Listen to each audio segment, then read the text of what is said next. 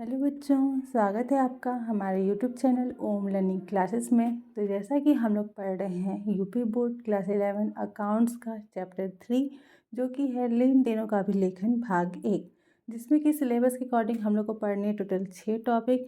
First और second topic हम लोग पिछले वीडियोस में कंप्लीट कर चुके हैं। तो अगर आपने वो वीडियो नहीं देखी है तो डिस्क्रिप्शन बॉक्स में लिंक है, आप वहाँ से जा करके देख सकते हैं।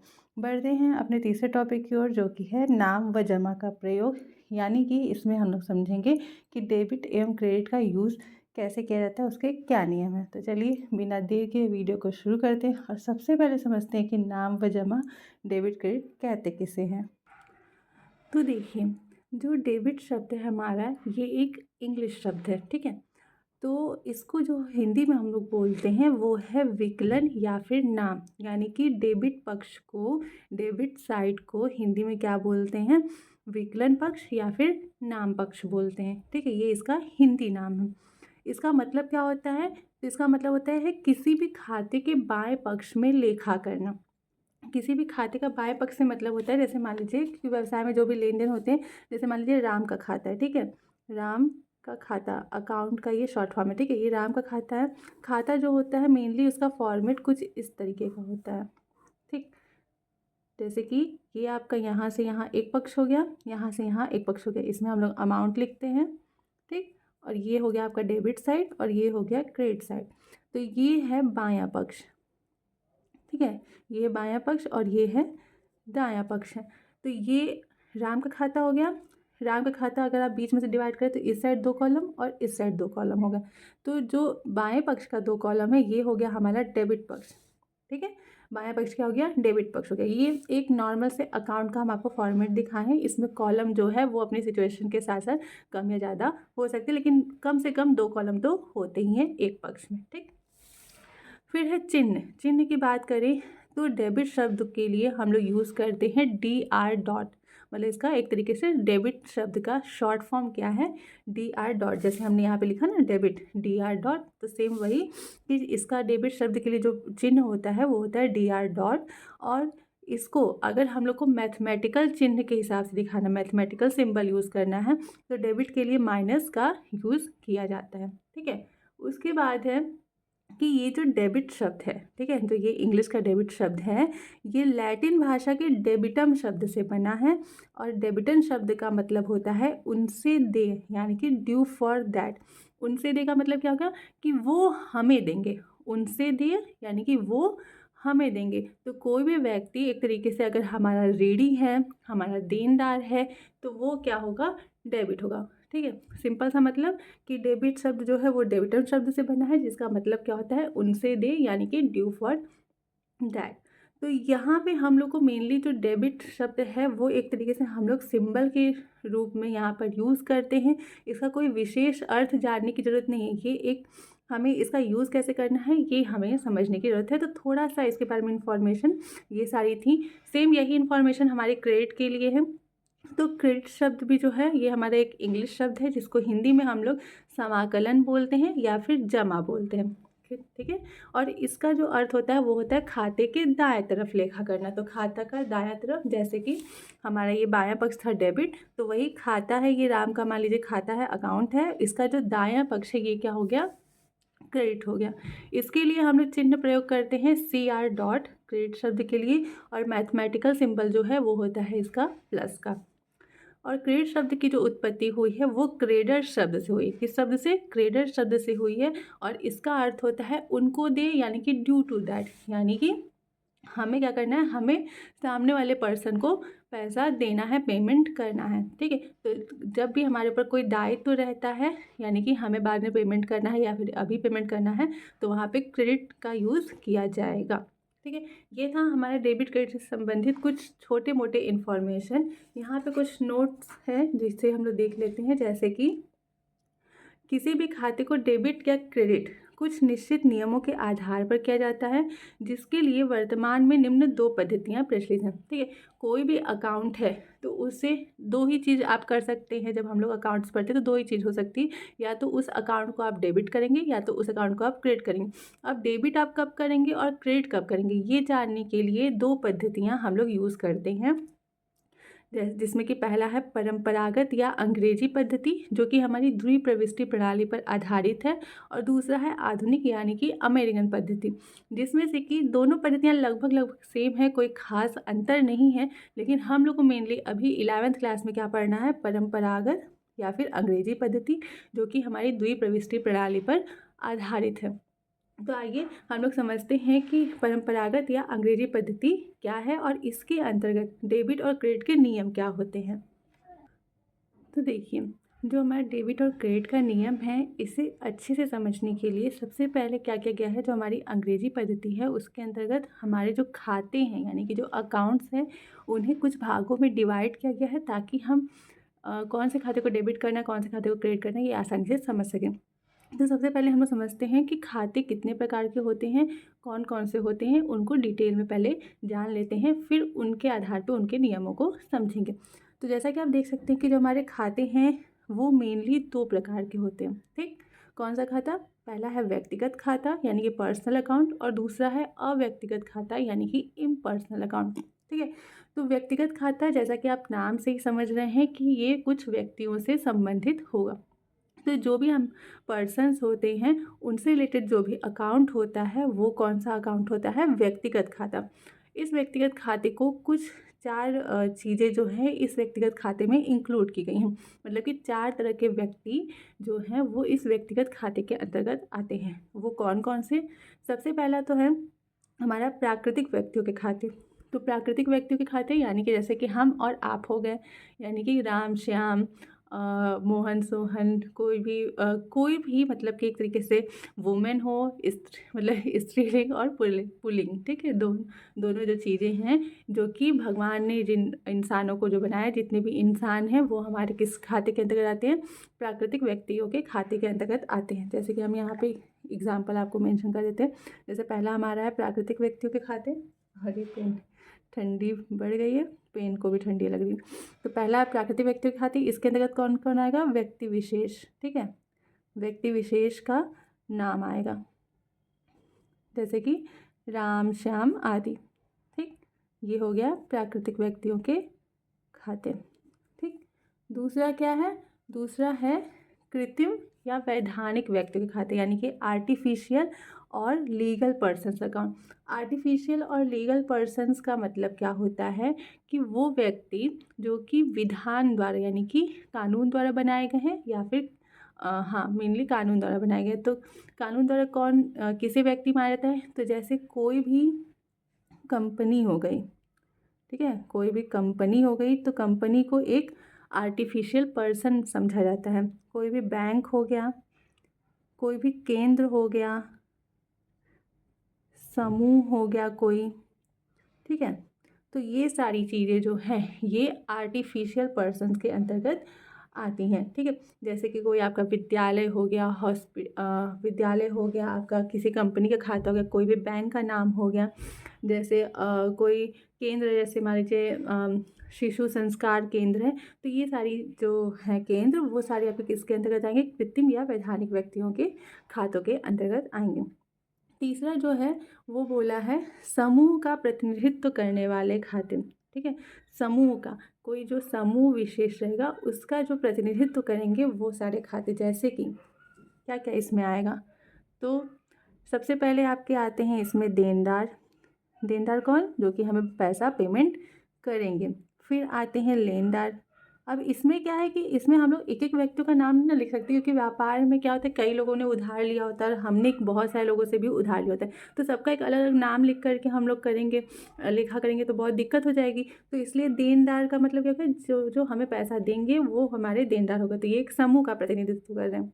लेनदार जो कि हमसे पैसा लेंगे, तो ये भी एक समूह का प्रतिनिधित्व कर रहे हैं। उसके बाद अदत्त व्यय, यानी कि ऐसे व्यय जिनका पेमेंट अभी हमें करना बाकी है। फिर पूर्वदत्त व्यय, ठीक, उसके बाद उपार्जित आय, और लास्ट है अनुपार्जित आय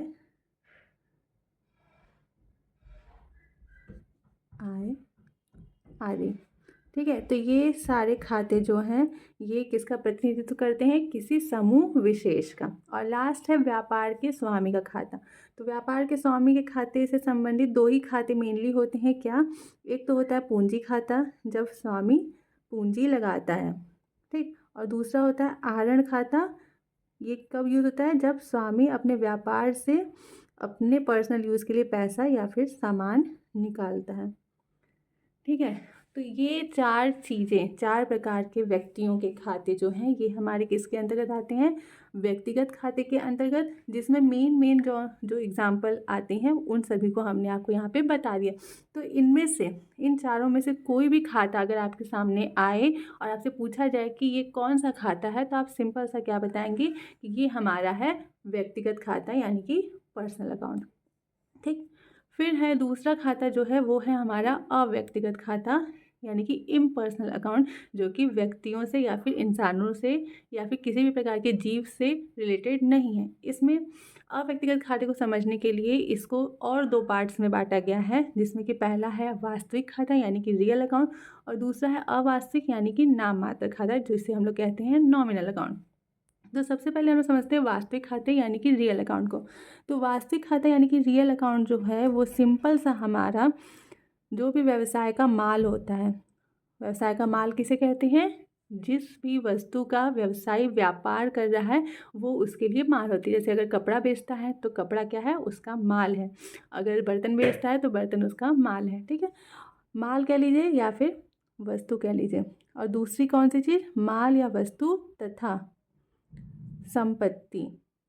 जो भी व्यवसाय की संपत्ति है, संपत्तियाँ क्या होती हैं, ऐसी कोई भी वस्तु जो कि व्यवसाय को आराम से चलाने में सहयोग प्रदान कर रही है, वो व्यवसाय की संपत्ति होगी। जैसे मशीन, फर्नीचर, बिल्डिंग, भवन, ये सारी चीज़ें, ठीक है। तो वास्तविक खाता जो है ये हमारा माल या वस्तु और संपत्ति से संबंधित होता है, ठीक है। तो जितनी भी माल से संबंधित लेखे होते हैं या फिर माल और वस्तु और संपत्ति संबंधित खाते होते हैं, वो सारे खाते किसके अंतर्गत आते हैं, वास्तविक खाते के अंतर्गत। एग्जाम्पल में आप ले सकते हैं, देखिए, जब माल खरीदा जाता है तो उसके लिए हम लोग यूज़ करते हैं क्रय शब्द का, ठीक है। जब माल खरीद रहे हैं तो अकाउंट्स के अंतर्गत क्या शब्द यूज़ करते हैं, क्रय। माल बेचने को क्या बोलते हैं, विक्रय। और अगर कोई जो माल आपके पास रखा हुआ पड़ा है उसको हम लोग क्या बोलते हैं, स्कंद या फिर स्टॉक, ठीक। तो ये हो गया माल से संबंधित एग्जाम्पल। संपत्ति में आपकी क्या आ जाएगी, तो मशीन, भवन, फर्नीचर, ठीक है, आदि, ठीक। मशीन, भवन आदि, हम कितना सारा यहाँ पे संपत्ति तो बहुत सारी होती है। तो एग्जाम्पल के लिए बस आपको समझा दिए कि माल शब्द का यूज़ जो है वो जब हम लोग खरीदते हैं तो उसके लिए क्रय शब्द का यूज़ करते हैं, जिसे इंग्लिश में परचेस बोलते हैं। जब माल बेचेंगे तो उसके लिए विक्रय शब्द का यूज़ करते हैं, जिससे इंग्लिश में हम लोग सेल्स बोलते हैं। जो माल आपके मतलब गोदाम में रखा हुआ है या फिर आपके दुकान में रखा हुआ है उसको स्कंद या फिर स्टॉक बोलते हैं। और संपत्ति तो हमारी मशीन, भवन, फर्नीचर, लैंड हो गया, बिल्डिंग हो गया, बहुत सारी संपत्तियां हैं। तो ये सारे खाते जो हैं वो हमारे वास्तविक खाते के अंतर्गत आते हैं। फिर है अवास्तविक या नाम मात्र खाता। तो अवास्तविक या नाम मात्र खाता जो है ये सिंपल सा हमारा किसी भी प्रकार की आय, व्यय, लाभ और हानि से संबंधित होता है, ठीक है। अगर व्यवसाय में किसी भी प्रकार की आय यानी कि इनकम हो रही है, व्यय यानी कि एक्सपेंस हो रहा है, लाभ यानी कि प्रॉफिट, हानि यानी कि लॉस हो रहा है, तो वो हमारा किस खाते के अंतर्गत आएगा, अवास्तविक यानी कि नाम मात्र खाते के अंतर्गत। इसकी एग्जाम्पल में आप ले सकते हैं, आय जैसे मान लीजिए कहीं से आपको ब्याज मिला, इनकम हुआ, कमीशन मिला, तो भी क्या होगा, इनकम हुआ। जब ये मिल रहा है तो क्या हो गया, इनकम यानी कि आय हो गई। जब आप किसी को ब्याज दे रहे हैं या फिर कमीशन दे रहे हैं तो वो क्या हो गया, व्यय हो गया। लाभ तो सिंपल सा मतलब है कि आपने सामान बेचा और आपको एक्स्ट्रा पैसा जो मिलता है वो क्या होता है, हमारा लाभ होता है। और हानि का मतलब क्या होगा कि जितना हमने पैसा लगाया था उससे हमें कम प्राप्त हो रहा है, तो वो हमारी हानि हो गई। या फिर सिंपल सा हानि आप ऐसे भी हो सकता है कि आपका कोई सामान चोरी हो गया हो, सामान में आग लग गई हो, किसी भी तरीके से हानि हो सकती है और लाभ भी किसी भी तरीके से हो सकता है, वो क्वेश्चन पर डिपेंड करता है। तो आय व्यय समझने वाली बात थी कि कभी भी हमें कमीशन मिलता है, ब्याज मिलता है, छूट मिलती है, तो कोई भी ऐसी चीज़ मिलती है जिससे हमें इनकम हो रही है तो वो हमारी नॉमिनल अकाउंट यानी कि अवास्तविक खाते के अंतर्गत आती है। और कोई भी ऐसा व्यय हो रहा है तो वो हमारा नॉमिनल अकाउंट के अंतर्गत आता है। ठीक, तो यहाँ पे हमने समझा कि हमारे खाते जो हैं वो मेनली दो प्रकार के होते हैं। पहला है व्यक्तिगत, दूसरा है अव्यक्तिगत। व्यक्तिगत खाते के अंतर्गत चार प्रकार के, एक तरीके से आप कह सकते हैं, व्यक्तियों के खाते इंक्लूड किए जाते हैं। तो ये व्यक्तिगत खाता जो होता है हमारा व्यक्तियों से संबंधित होता है। अव्यक्तिगत खाते को अच्छे समझने के लिए इसे दो पार्ट्स में डिवाइड किया गया है। पहला है वास्तविक और दूसरा है अवास्तविक। वास्तविक खाते के अंतर्गत क्या क्या चीज़ें आती हैं? माल या संपत्ति से संबंधित जितने भी खाते हैं वो वास्तविक खाते के अंतर्गत आते हैं, और जितने भी हमारे आय व्यय लाभ हानि से संबंधित खाते हैं वो हमारे आते हैं अवास्तविक या नाम मात्र खाते के अंतर्गत। ठीक है, तो यहाँ पे हमने अच्छे से समझा कि खाते कितने प्रकार के होते हैं और वो क्या क्या होते हैं। अब इन खातों के क्या नियम हैं जिसके आधार पे किसी भी खाते को डेबिट या क्रेडिट किया जाता है, उससे हम लोग देख लेते हैं। तो देखिए, जो हमारे खाते थे उनके नियम को हम लोग इस तरीके से काफ़ी आसानी से समझ सकते हैं। ठीक है, थोड़ी सी भी कन्फ्यूज़न नहीं होगी। तो जैसे देखिए, सबसे पहला हमारा खाता क्या था? व्यक्तिगत खाता।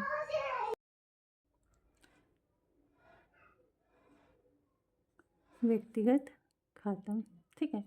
अब आपने देखा कि जो हमारा व्यक्तिगत खाता है ये किससे संबंधित होता है? तो ये संबंधित होता है व्यक्तियों से। ठीक है, अब व्यक्तियों से अगर संबंधित है तो व्यक्तियों में क्या पक्ष हो सकता है? एक तो हो सकता है वो व्यक्ति जो कि कुछ दे रहा है, ठीक, और दूसरा कौन सा पक्ष हो सकता है? वो व्यक्ति जो कि कुछ ले रहा है। देखिए, हर खाते के दो पक्ष होते हैं, हर सौदे के दो पक्ष होते हैं। ठीक है, ये हम लोग पढ़ चुके हैं। तो जो व्यक्तिगत खाता है इसमें भी दो पक्ष होंगे। तो व्यक्तिगत खाते क्योंकि व्यक्तियों से संबंधित है, तो और व्यक्ति दो काम कर सकते हैं, या तो मतलब अकाउंट्स के लैंग्वेज में एक बिजनेस में क्या हो सकता है, या तो व्यक्ति कोई कुछ देगा, ठीक है, सामान दे चाहे पैसा दे, और दूसरा पक्ष क्या हो सकता है कि कोई व्यक्ति है जो कि कुछ ले रहा है, यानी कि पैसा ले रहा हो या सामान ले रहा हो।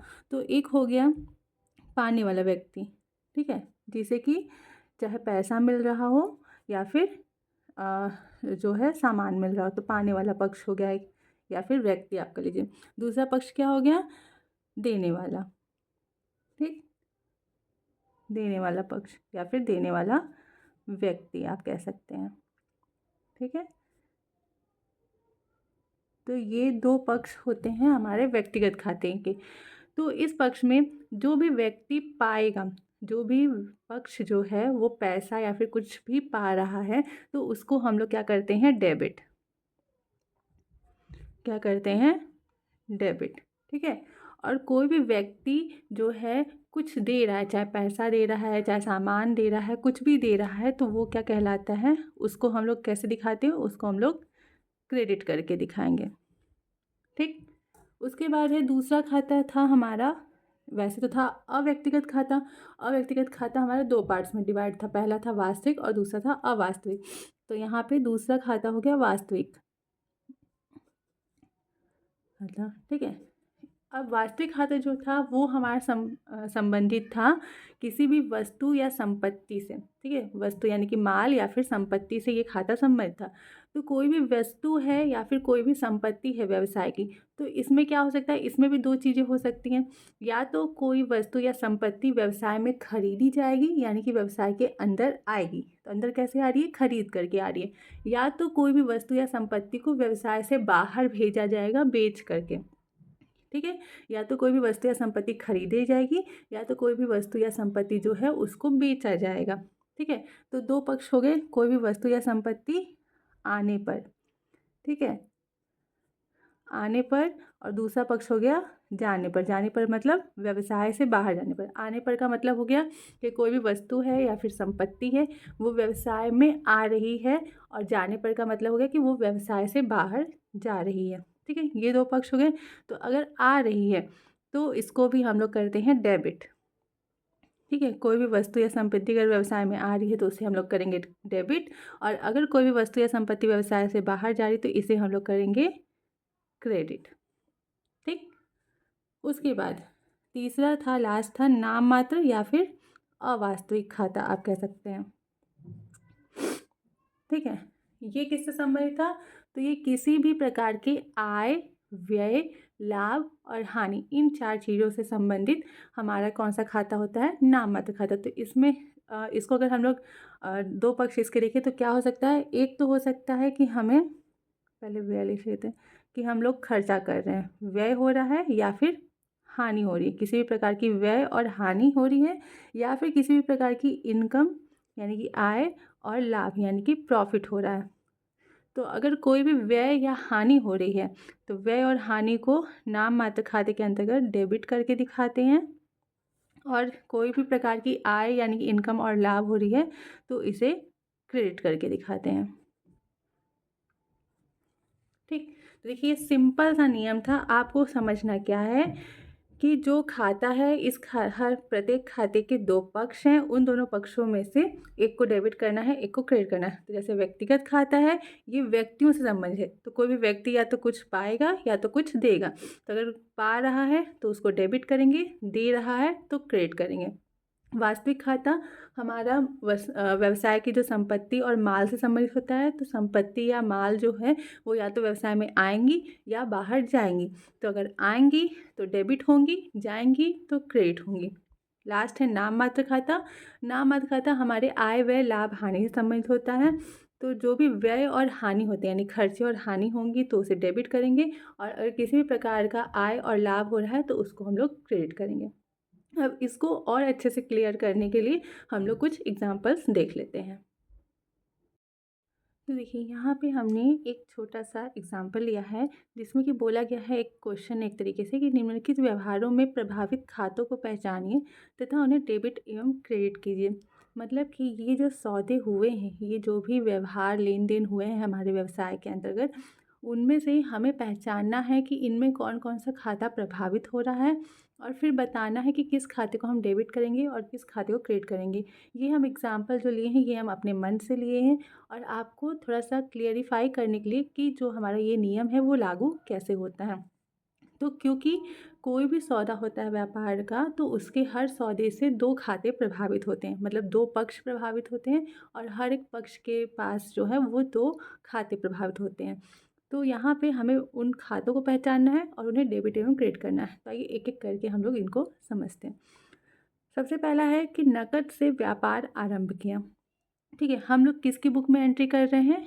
बिजनेस की। ठीक है, हम आपको फर्स्ट चैप्टर में ही समझाया है कि जो एंट्री होती है, जो लेखा होता है, वो बिजनेस की बुक में होता है, ना कि बिजनेस मैन की। ठीक है, तो हम लोग ये मान के चलना है, आप अपने आप को एक बिजनेस मान लीजिए। ठीक है, कि आप बिजनेस हैं, आपकी बुक में एंट्री हो रही है। तो आपकी बुक में जो एंट्री होगी तो सबसे पहला व्यवहार हो रहा है आपके व्यवसाय में कि नकद से व्यापार आरंभ किया, यानी कि जो हमारा बिजनेस है वो कैसे चालू हो रहा है? नकद से, यानी कि कैश से। तो इसमें 2 चीज़ें क्या क्या प्रभावित होंगी? सबसे पहले आपको दिख रहा है कि नकद से व्यापार आरंभ किया, तो साफ साफ यहाँ पे समझ में आ रहा है नकद। ठीक है, क्या समझ में आ रहा है? नकद, यानी कि इसको इंग्लिश में हम लोग बोलेंगे कैश अकाउंट। सबसे पहला खाता क्या प्रभावित हो रहा है? कैश अकाउंट प्रभावित हो रहा है। दूसरा है व्यापार आरंभ किया। तो जब हम लोग व्यापार आरंभ करते हैं तो जिस भी चीज़ से व्यापार आरंभ करते हैं वो हमारी क्या हो जाती है? पूंजी कहलाती है। ठीक है, तो यहाँ पर हम लोग नकद से व्यापार आरंभ करते हैं, तो ये जो नकद है ये हमारी क्या हो जाएगी? पूंजी हो जाएगी।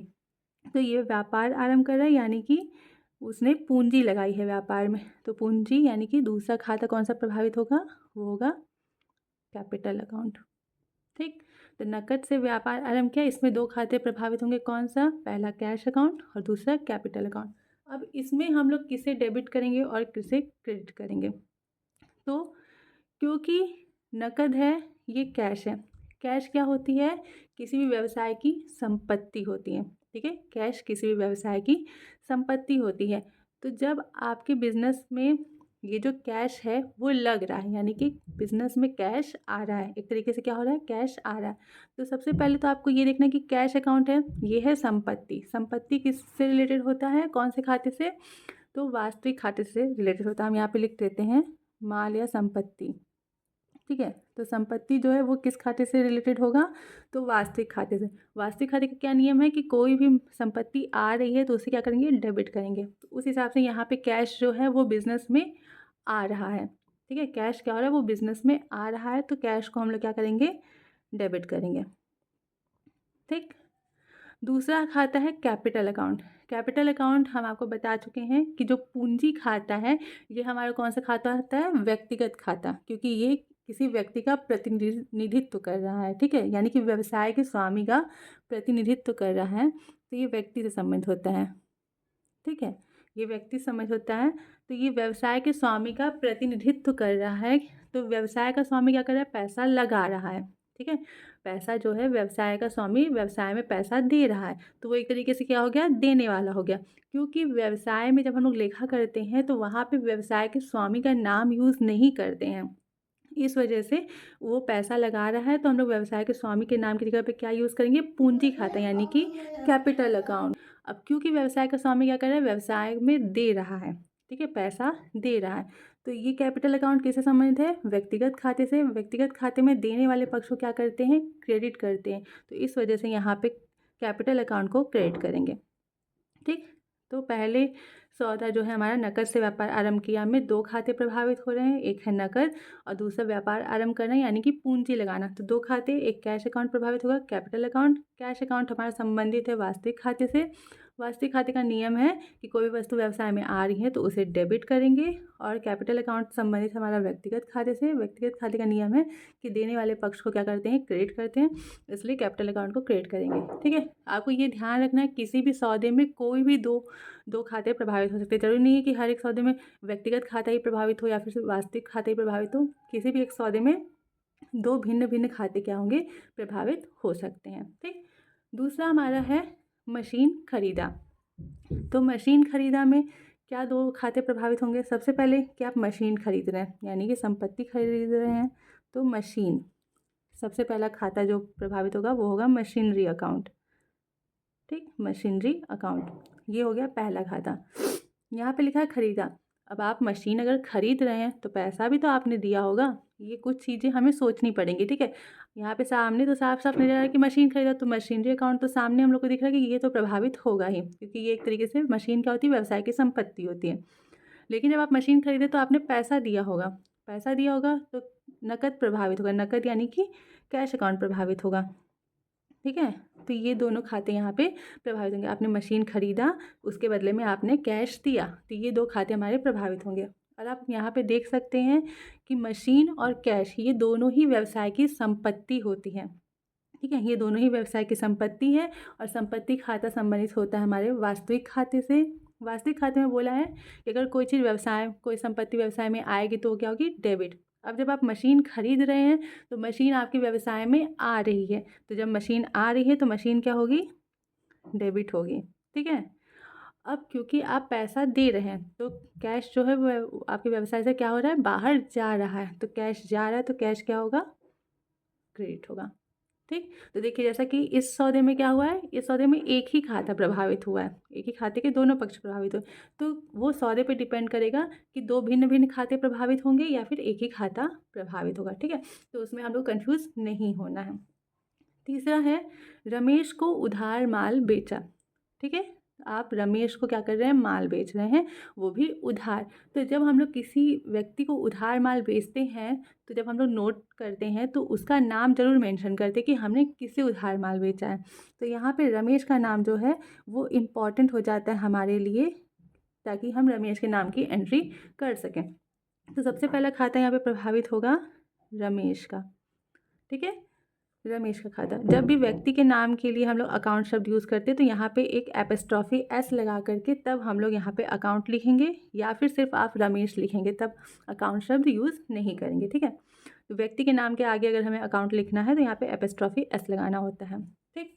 अब दूसरा खाता क्या होगा, तो बोला रमेश को उधार माल बेचा, तो यहाँ पे हम लोग क्या कर रहे हैं, माल बेच रहे हैं, ठीक है। दूसरी चीज़ हम लोग क्या हो रहा है, माल बेच रहे हैं, यानी कि जो माल है वो व्यवसाय से बाहर जा रहा है, बेचेंगे तो क्या होगा कि आपके व्यवसाय में जो माल है वो आपके व्यवसाय से बाहर जाएगा। और जब हम लोग माल बेचते हैं तो उसके लिए जब हम लोग अकाउंटिंग करते हैं तो वहाँ पे हम लोग माल बेचने के लिए कौन से शब्द का यूज़ करते हैं, सेल्स का, ठीक है। जब हम लोग माल बेचते हैं तो उसके लिए सेल्स वर्ड का यूज़ होता है। सेल्स अगर लिखा है तो समझ जाइए कि आपने माल बेचा है। तो दूसरा अकाउंट क्या प्रभावित होगा, वो होगा सेल्स अकाउंट। ठीक है, तो यहाँ पे दो चीज़ें क्या हुई, एक तो रमेश को हम लोग उधार माल बेच रहे हैं इसलिए रमेश के नाम की एंट्री करनी ज़रूरी है, और दूसरा क्या कर रहे हैं, माल बेच रहे हैं तो सेल्स अकाउंट की एंट्री करनी ज़रूरी है। अब देखिए रमेश जो है वो व्यक्ति है, और व्यक्ति जो है वो व्यक्तिगत खाते से संबंधित होता है। अब यहाँ पे जब आप रमेश को माल बेच रहे हैं तो रमेश को माल मिलेगा, यानी कि रमेश क्या हो गया यहाँ पे, पाने वाला। ठीक है, आप सोचिए, आप रमेश को माल दे रहे हैं तो रमेश को माल मिल रहा है। ठीक है, माल मिल रहा है तो रमेश क्या हो गया, पाने वाला, और पाने वाले को क्या करते हैं, डेबिट करते हैं। तो इस वजह से रमेश यहाँ पे क्या हो जाएगा, डेबिट हो जाएगा। दूसरा है सेल्स अकाउंट। सेल्स अकाउंट यानी कि माल बेचा जा रहा है, जो माल है वो हमारा संबंधित होता है वास्तविक खाते से। अब क्योंकि आप माल बेच रहे हैं तो माल बाहर जा रहा है व्यवसाय से, तो वास्तविक खाते का नियम है कि कोई भी माल या संपत्ति व्यवसाय से बाहर जाती है तो उसको हम लोग क्या करते हैं, क्रेडिट करते हैं। इस वजह से यहाँ पे हम लोग सेल को क्या करेंगे, क्रेडिट करेंगे। ठीक, आप देख सकते हैं कि सारे लेन देन में एक पक्ष डेबिट हो रहा है और एक पक्ष क्रेडिट हो रहा है। फिर चौथा है व्यक्तिगत खर्च हेतु निकालें, यानी कि जो बिजनेसमैन है उसने क्या किया है, अपने पर्सनल यूज़ के लिए निकाले। यहाँ पे कुछ लिखा नहीं कि क्या निकाले, तो सिंपल सा हम लोग क्या समझेंगे, दो ही चीज़ निकाल सकते हैं, या तो माल निकालेगा या तो पैसा निकालेगा। अगर माल निकालेगा तो साफ साफ लिखा रहेगा कि उसने इतने रुपए का माल निकाला है, लेकिन यहाँ पे सिर्फ और सिर्फ बोला जा रहा है कि व्यक्तिगत खर्च हेतु निकाले, यानी कि उसने कैश निकाला, यानी कि उसने क्या निकाला है, पैसा निकाला है। तो आपको साफ साफ समझ में आ रहा है कि उसने सबसे पहले क्या निकाला है, नकद यानी कैश निकाला है। तो सबसे पहला खाता क्या प्रभावित होगा, कैश अकाउंट। ठीक, दूसरा, क्योंकि उसने व्यक्तिगत खर्च हेतु निकाले, तो जब भी कोई व्यवसायी अपने पर्सनल यूज़ के लिए व्यवसाय से पैसा या माल निकालता है तो उसे क्या कहते हैं, आहरण। और अभी आपने पढ़ा कि आहरण खाता जो है वो हमारे व्यवसाय के स्वामी का खाता होता है। ठीक है, वो हमारे व्यवसाय के स्वामी का प्रतिनिधित्व कर रहा है। यहाँ पे हम लोग व्यवसाय के स्वामी का नाम डायरेक्टली ना लिख के क्या यूज़ करेंगे, आहरण खाता यानी कि ड्राइंग अकाउंट लिखेंगे। आहरण को इंग्लिश में क्या बोलते हैं, ड्राइंग। जैसे यहाँ पे हमने व्यवसाय के स्वामी की जगह यहाँ पे कैपिटल लिखा क्योंकि वो पूंजी लगा रहा था, तो वैसे वो यहाँ पर अपने व्यवसाय से पैसा निकाल रहा है तो उसके नाम की जगह पे क्या लिखेंगे, ड्राइंग अकाउंट को मेंशन किया जाता है।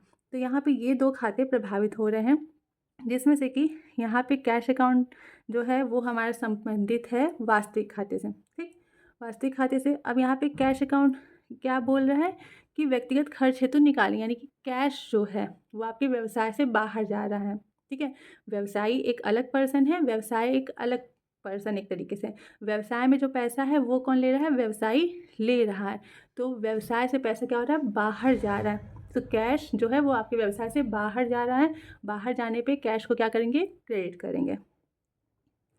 ठीक, दूसरा है ड्राइंग अकाउंट। ड्राइंग अकाउंट किसका रिप्रेजेंट कर रहा है, किसको रिप्रेजेंट कर रहा है, व्यवसाय के स्वामी को।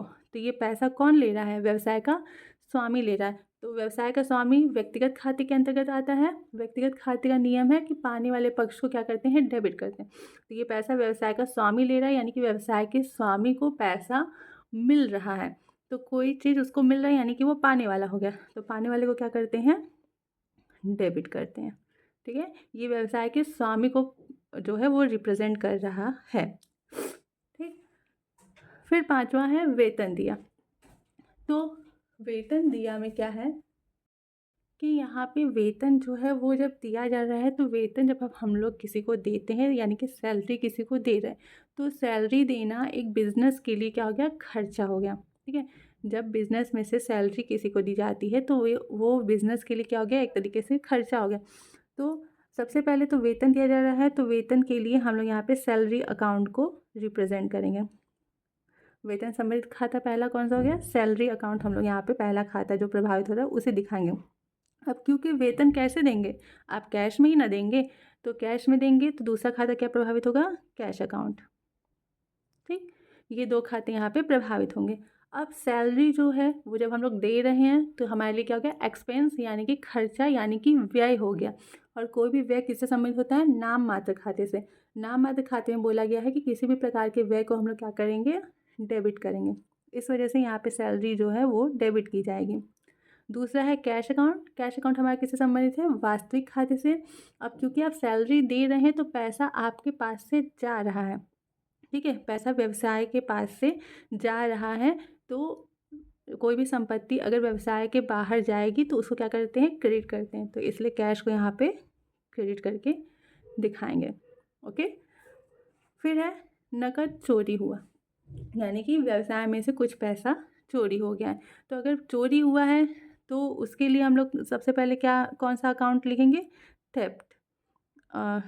देखिए नकद चोरी हुआ है तो ये क्या हो गया, एक तरीके की हानि हो गई।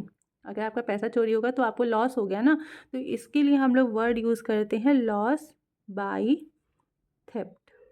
थेफ्ट मतलब चोरी, लॉस बाई थेफ्ट अकाउंट, यानी कि चोरी से हमें नुकसान हुआ है। तो सबसे पहला खाता ये, अब किस चीज़ का नुकसान हुआ है, तो नकद का, यानी कि कैश हमारा चोरी हुआ है। तो दूसरा खाता क्या प्रभावित होगा कैश अकाउंट। ठीक, पहले तो हमें लॉस हुआ है उसे हम लोग दिखाएंगे, अब किस चीज़ का लॉस हुआ है तो उसे दिखाएंगे। अब यहाँ पे ये जो लॉस बाय थेफ्ट है ये क्या है, एक प्रकार की हानि है। और हानि जो है वो नाम मात्र खाते से संबंधित होती है। नाम मात्र खाते में किसी भी प्रकार की हानि को क्या करते हैं, डेबिट करते हैं। तो लॉस बाय थेफ्ट अकाउंट को डेबिट किया जाएगा। ठीक, अब हानि किस चीज़ की हुई है, कैश की। कैश चोरी हुआ है, यानी कैश आपके व्यवसाय से बाहर चला गया। चोरी होगी कहाँ जाएगा, बाहर ही ना जाएगा, आपके व्यवसाय में तो रहेगा नहीं। तो कैश जो है, संपत्ति आपके व्यवसाय से बाहर जा रही है, और संपत्ति अगर बाहर जाती है तो वास्तविक खाते के हिसाब से उसे क्या करते हैं, क्रेडिट करते हैं। ठीक है। फिर है कमीशन मिला। कमीशन मिला तो कमीशन मिलना एक प्रकार का इनकम हो गया। तो सबसे पहले यहाँ पे कमीशन मिला है तो सबसे पहला खाता प्रभावित होगा कमीशन अकाउंट। ठीक, अब कमीशन आपको कैसे मिला होगा, तो कैश में ही मिला होगा। तो दूसरा खाता क्या हो गया, कैश अकाउंट। ठीक, ये दो खाते हमारे प्रभावित होंगे। अब क्योंकि कमीशन आपको मिल रहा है तो कमीशन आपकी इनकम यानी कि आय हो गई। आय जो संबंधित होता है वो होता है नाम मात्र खाते से, और नाम मात्र खाते में आय को हम लोग क्या करते हैं, क्रेडिट करते हैं। तो कमीशन मिला है तो कमीशन को क्या करेंगे, क्रेडिट दिखाएंगे। ठीक, अब कैसे मिला कमीशन, तो कैश में यानी कि नकद में मिला है।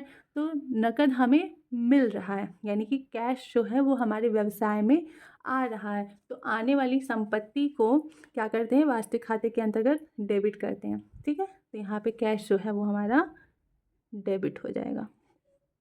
ओके।